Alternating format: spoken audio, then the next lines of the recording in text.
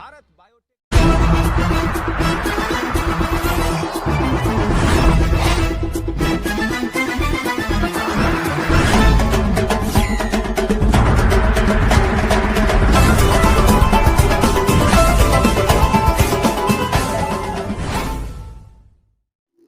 गोपाल जी, आज जो ये शिक्षक संघ का कार्यक्रम में आप उपस्थित हुए, क्या कहेंगे इसके लिए? देखिए, कार्यक्रम शिक्षक संघ का है। इसके बारे में क्या कहेंगे, नहीं, सवाल आपका ये होना चाहिए कि कितना कहेंगे, क्योंकि ये असीमित है। इसको आपने सीमित कर दिया एक शब्द कह करके। खैर, पत्रकारों का तो एक नियम होता है कि किसी भी चीज़ को घुमा करके प्रस्तुत कर देना। खैर, जब हम शिक्षक की बात करते हैं, क्या होता है शिक्षक? आज मुझे लगता है कि हिंदुस्तान की विरासत में, हिंदुस्तान की परंपरा में, हिंदुस्तान की संस्कृति में शिक्षक और गुरु की परंपरा खत्म होती जा रही है।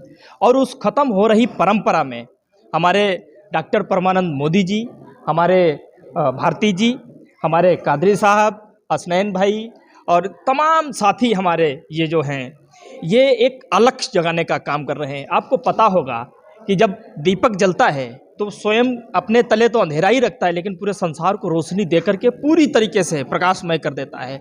तो ये सब उस दीपक की भांति हैं। सारे लोग, इन्होंने जो दीपक जलाया है, हमारे परमानंद जी ने जो दीपक जलाया है, ये आने वाले समय में, ये हो सकता है ये गुजर जाएं, इनकी पीढ़ियां गुजर जाएं, लेकिन इनके द्वारा जलाया गया जो दीपक है वो सदियों सदियों तक इस पूरे के पूरे समाज को जो है रोशनी देता रहेगा, उसको प्रकाशमय करता रहेगा। और दूसरी बात ये है कि आज ये जो भारतीय गैर सरकारी शिक्षक संघ, गैर क्यों इनको लिखना पड़ा, इस बैनर में नाम क्यों देना पड़ा? क्योंकि गैर आज समझा जा रहा है। जानबूझ करके उनको यह एहसास करवाया जा रहा है कि तुम प्राइवेट हो, तुम गैर हो। और मैंने आज भी इनके इस मंच से इस बात को उठाया है कि जब तक इनको गैर समझोगे तब तक आप इनके साथ न्याय नहीं कर सकोगे। जिस दिन गैर हटा करके ये कहना शुरू कर दोगे कि ये हमारे हैं, उस दिन इनके साथ न्याय हो जाएगा।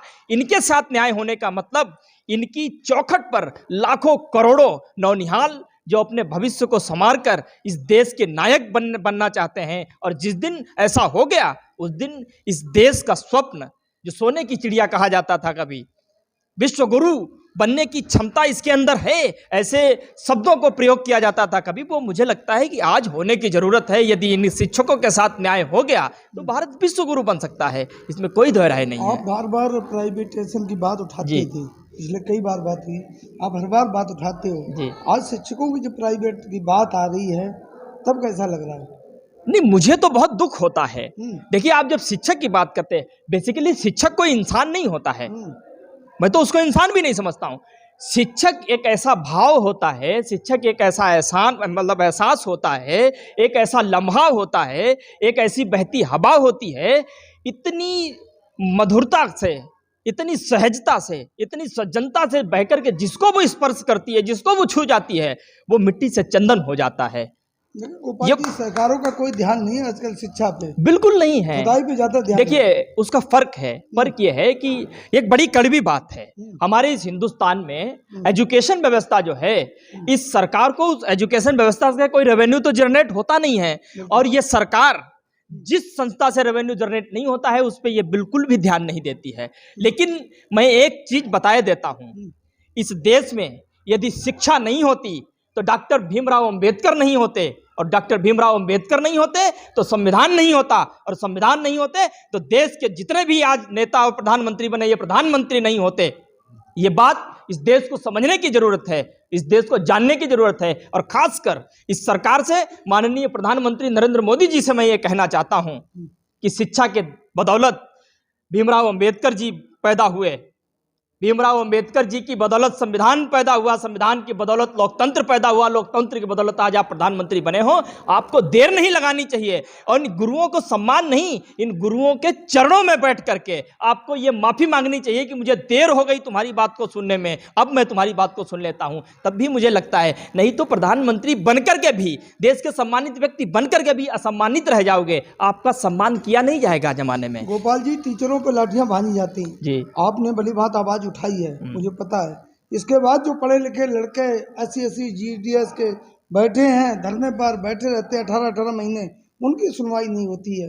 उनके लिए क्या कहेंगे? देखिए, मैं तो इससे भी बड़ी बात कहता हूं, वो लाठियां टीचरों पर नहीं उठाई जाती है, शिक्षकों पर। देश की आत्मा के ऊपर लाठी उठाई जाती है, इस देश की अस्मिता के ऊपर लाठी उठाई जाती है, इस देश के ज्ञान पर, इस देश की समरसता पर लाठी उठाई जाती है।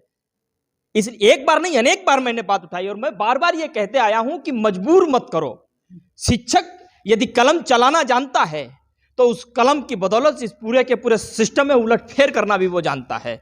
इन्हें इतना मजबूर मत करो कि जो काम तुम्हें करना चाहिए वो काम ये करने लगे। और शिक्षक का एक इनका जो नाता है शिक्षा से, वो छोड़ करके ये आंदोलनकारी जिस दिन बन गए तो इस देश के लिए समस्या उठ खड़ी हो जाएगी, लोकतंत्र के लिए समस्या उठ खड़ी हो जाएगी। ये आंदोलनकारी ना बने, ये शिक्षक हैं, शिक्षक ही रहें, ये ज्यादा अच्छा है। ये चीज मोदी जी को समझने की जरूरत है और इसका समाधान निकालने की जरूरत है। लेकिन सरकार ध्यान नहीं दे। दिल्ली की खासकर, आप दिल्ली में बैठे हैं, दिल्ली की सरकार कह रही कि प्राइवेट की तो जरूरत नहीं, सरकारी स्कूल इतने बढ़िया बना दिए। नहीं, देखिए, सरकार तो कुछ भी कह रही है। अब सरकार जो कुछ भी कह देगी तो कुछ भी थोड़ी ये देश मान लेगा। आपको पता है कि वो इलेक्टेड हैं, सिलेक्टेड नहीं है।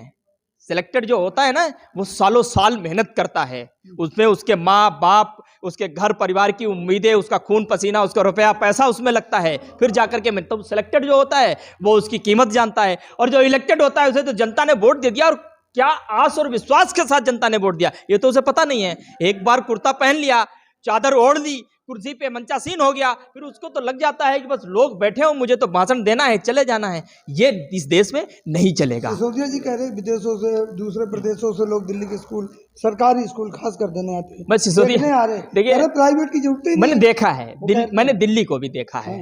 दिल्ली इनके बैनरों और पोस्टरों में वही दिखती है जो ये दिखाते हैं। वास्तविक दिल्ली में आपको दिखाऊं तो आप रोओगे कि दिल्ली की क्या हालत है।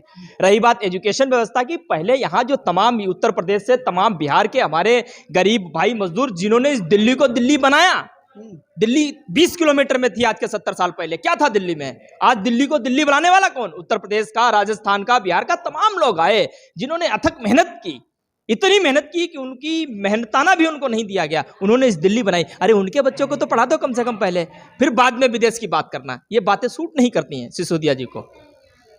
हाँ, रुपेश भारती जी आज आयोजक रहे आप इस कार्यक्रम के, क्या कहेंगे?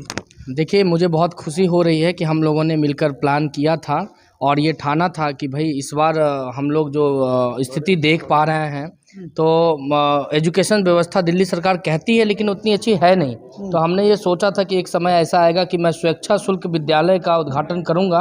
और मैं अशोक नगर में रहता हूं, तो अशोक नगर के जितने भी बच्चे हैं जो BPL कैटेगरी के अंदर आते हैं उनको मैं एक अच्छा एजुकेशन दे सकूंगा। पैसे के अभाव में अगर वो ट्यूशन नहीं ले पाते हैं या स्कूल समय के बाद वो बेकार समय बाहर इधर उधर गलत संगति में पड़ जाते हैं, उन संगति से बचाने के लिए, उनका समय का यूटिलाइज करने के लिए एक अच्छा एजुकेशन सिस्टम दे सकें, एक अच्छी लाइब्रेरी की व्यवस्था दे सकें।